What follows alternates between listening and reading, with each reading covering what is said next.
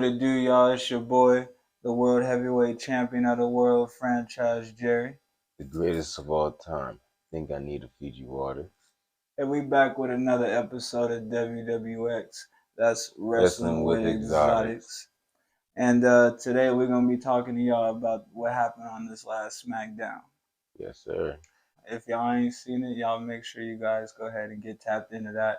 However you can, SmackDown be on Fox. And with that being said, we're going to go ahead and jump into it though. So SmackDown started off with Damage Control retaining their belts. And then we got to see the rest of the video of how LAK got caught lacking by Uncle Howdy. Now, as I predicted last show, Uncle Howdy was going to do him bad, bro. And sure enough, had Lack tied up. He whipped his ass, though. He beat the fuck out of Bray, though. Yeah, we gonna get into that. Let's not jump too far ahead. Had his ass tied up fighting for his life, looking crazy, and Uncle Howdy was just rubbing all on his face like a freak and shit. I just want to know, how do you think he got out of that? Like, you think Bray just let him go, or Uncle Howdy just let him go on some John Wayne Gacy shit? Like, all right, I tortured you, you can leave now, or like, how you think that played out, I bro? believe it was sincere. I feel like he just kidnapped him blindfolded and dropped him off somewhere. He got out. Right? Like, I was just thinking, like, yo, how do you get out of that weird ass situation? There's no way to. So next, Lack comes out and he basically telling everybody how he still doesn't believe Bray Wyatt and he wants the hands. And eventually he just ran out of words and just started saying, yeah, until fucking Bray Wyatt interrupted him. And bro, like I told you, Bray Wyatt is sick of him, man. I can't wait to see Bray you Wyatt in came out Clash. and said, yeah. No, Bray Wyatt is about to do him bad, man. But Bray Wyatt said something that stuck out to me for real, and he said, "We know how this story ends," and that's a fact. We do know how this story ends, bro. And if for y'all that don't know, that it ends by Bray Wyatt whooping LAK's ass and moving on to the next. What you think about that, bro? Honestly, I think LA Knight's going to win somehow, some way. Bray Wyatt's mind's going to fuck him over because he's got all these multiple personalities. Is that with the series, or are you just saying their first match? The first match. Because you know they're gonna fight more than once. Yeah, but I feel like the first match is important, and I feel like LA Knight's gonna get that one, and Bray can just win the other two, just clean sweep. But I think LA Knight's gonna get this one by surprise. Everybody's already kind of Mikey's getting abducted. They're not expecting him to win, but I think he can win. He's doing some surprising shit, and he's been carrying it for the most part. He's doing his part just as well as Bray is. He's invested into it. It's like you don't remember it. You're getting farther and farther away from that Maxim models bullcrap. So it's like it's cooler to see like two theatrical wrestlers put on like a real story, and it's like they're playing all right. I'm glad they didn't put it at the War Games of Survivor Series. I'm so hyped that it's at Royal Rumble, so that way we both can remember LA Knight and Bray Wyatt's first main event match is back, Royal Rumble. Right, and I have a question for you, bro. In this match, who do you think is the heel? Because I feel like this is like a heel versus heel kind of match, which you know is rare. We don't normally get. Yeah. But I feel like if you were to pin these guys up against anybody else, they would be looked at as a heel. So like, Yeah. how do you view this? I view Bray Wyatt as the face, and I view LA Knight as the heel because he insults the crowd, calls them incels. Bray Wyatt's never trying to diss the crowd. Bray Wyatt right now is pandering to the crowd more than ever in a normal sense, saying thank you for never giving up on me. You guys made me feel like I still had hope when I thought I was done. You guys kept telling me to come back. So he's giving an acknowledgement to the fans more than ever right now. So he's going to be a face for a long time. He have to turn against them or really attack someone they really, really love. But I don't see them loving anybody like him. Okay. After Anki made his guest appearance on SmackDown, I thought it was funny how at the end of that segment, LAK ended up running at the end of that because he was scared. He's traumatized. He was just over here talking about how he was beating up Bray and all that. But what happened when Anki came out? He is, he's a little spooked. I'm not gonna lie, but sometimes you gotta strategize. Live today, fight tomorrow. Oh, okay, I hear you. I hear you. He's focused. He was looking scared, looking real shaky. Nah, he looking experienced. He said, "I know weird shit when I see it, and I'm out of here." I heard you, heard you. So next up, we got Ricochet, and unfortunately, he lost his match to Walter. Well, I'm gonna call him Gunther because I'm pissed. I didn't want him to win, but at the same time, I gotta give him respect because he did win the match clean. And like I said, if Imperium gets sent to the back, it's gonna be a more one-on-one fade, and I put more faith in Ricochet. But man, Ricochet just ended up getting dominated throughout most of that fucking match, bro. What'd you think about that match? Honestly, I thought it was a great match. Ricochet put up a good fight, like towards the end, most of it. I honestly don't think I saw Ricochet winning. So I believe I predicted on the last podcast that he was going to lose, but I believe he gave a greater showing than I even thought he could have. I feel like Ricochet. I feel like I didn't see Ricochet winning this match, but I had a feeling that he would provide a good, entertaining match and have that underdog story that we all look forward to seeing. Gunther is having a dominant reign. I don't know who will beat him. I noticed that Braun did come out after this match, so maybe that's the next program we're heading into, but I don't think I see Braun beating him. Yeah, I'm actually excited for that, but I don't know. I don't see Braun beating him either, bro.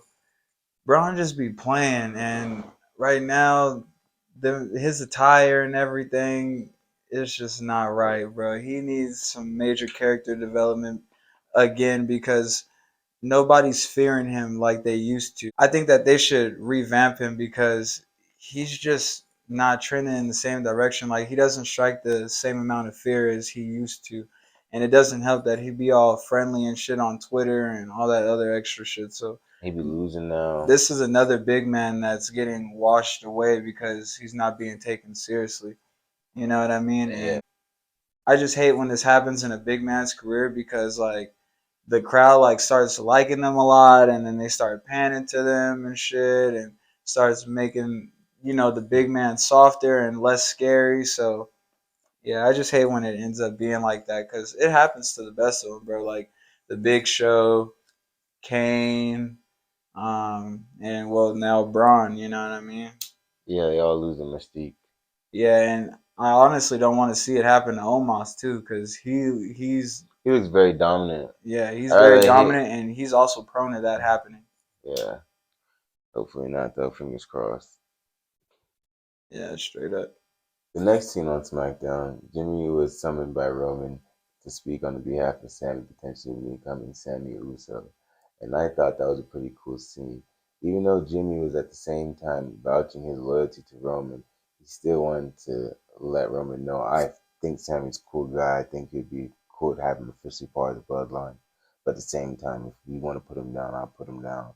But I just was feeling so melodramatic just because I'm like, Roman's not really saying anything. So what does this really mean? Like, why do we keep having to put Sammy under the ringer? He hasn't been under the ringer this whole time. He got a whole shirt. But Yeah, why he being like this, you know? and that leads into my question. Do you think Sammy deserves that name, bro? Like, do you think he deserves Sammy Uso? Of course, he's helped and done everything that they asked. He put KO down what he needed to at War Games. Why make him jump through any more hoops? Everything else gonna be more strenuous on the relationship. Yeah, I mean, I guess, but I don't know. I was thinking as I was watching this that Sammy should probably, I don't know, prove himself a little bit more because I know he proved himself at War Games, but you got to show loyalty on a consistent basis, and you can't be acting weird when they tell Solo to go chill with you. You feel me? Yeah. But moving forward, Roman sends for Adam Pearce and asks Adam Pearce to make a match that's going to involve him in a tag team with Sami Zayn versus Kevin Owens against his mystery opponent. That mystery opponent was the one and only 16-time champ, John Cena. Basic thugonomics. Wow, like I was not expecting that. And if I was more prepared for that, I would have had another John Cena shirt on today. But that's dope. John is finally wrestling his first match this year. He hasn't wrestled a match all year. If he didn't wrestle a match this year, he would have broke his streak of wrestling at least one match every year, bro. So, man, last 20 years. yes, sir. On a scale of 1 to 10, how hyped are you to see John back? Ecstatic. That just makes me know, especially he's not trying to break this streak that 17 is coming. You can't stop 17. He's gonna be the best. He deserves it because you know why? He's not broke like Rick, and Rick, as he gets older, is more a disappointment. The older John Cena gets, I kind of feel I was glad to watch that man on TV when I was growing up. Every Way, day. way more than fucking any superstar you could say, because they never. John stayed the longest and had a good. He has a good understanding with the Yeah. company, bro. John Cena being added to this match, bro, I honestly think is one of the greatest things they could have done. Not only that, this saved this episode of SmackDown because of what really happened on this episode of SmackDown that's newsworthy compared to John Cena. Yeah. Nothing. And every time you think about John Cena, that's people gonna tune in and make sure, December 30th, I'm tuning in and making sure I'm Oh there. yeah, for sure. Roman had a big smile on his face. He knew it was He about to loves be. wrestling with y'all. You know why? Because y'all whooped his ass in those promos, and he had to. He's finally where he should have been dead, Yep. mentally and physically in the ring. So it's kind of like a full circle thing every time because he's not worried about John's gonna break him. He knows he could beat John now, so it's Yeah, dope as he fuck. knows it's about to be a good matchup, man. Overall, I thought the show was cool, man. I thought the Bray Wyatt shit was gonna be more than what was promoted, but it wasn't. And then also Ricochet lost. That shit was whack, but overall, it was a good ass match.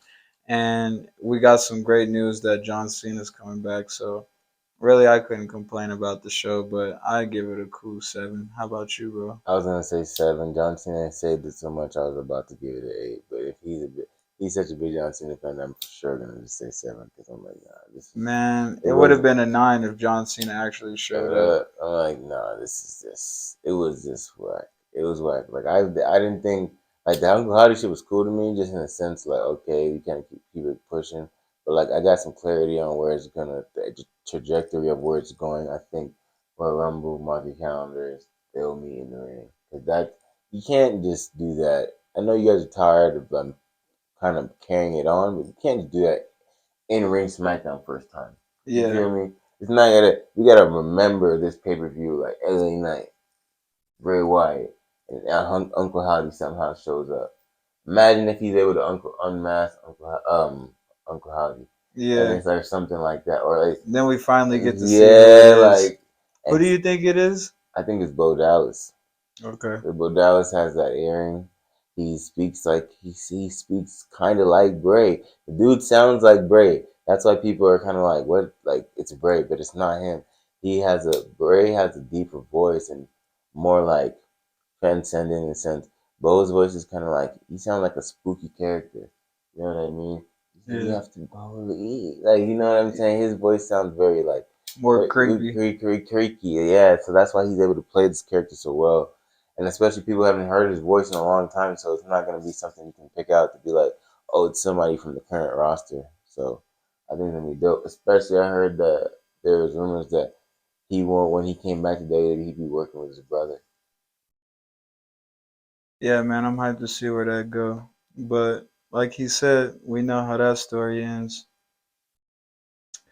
And with that being said, that's gonna bring the show to an end. And we appreciate you guys for tapping in with another episode of WWX, man. Make sure to share this shit with the world, you guys. We want everyone to know why we love wrestling with exotics and have an understanding of the wrestling business from a different spectrum.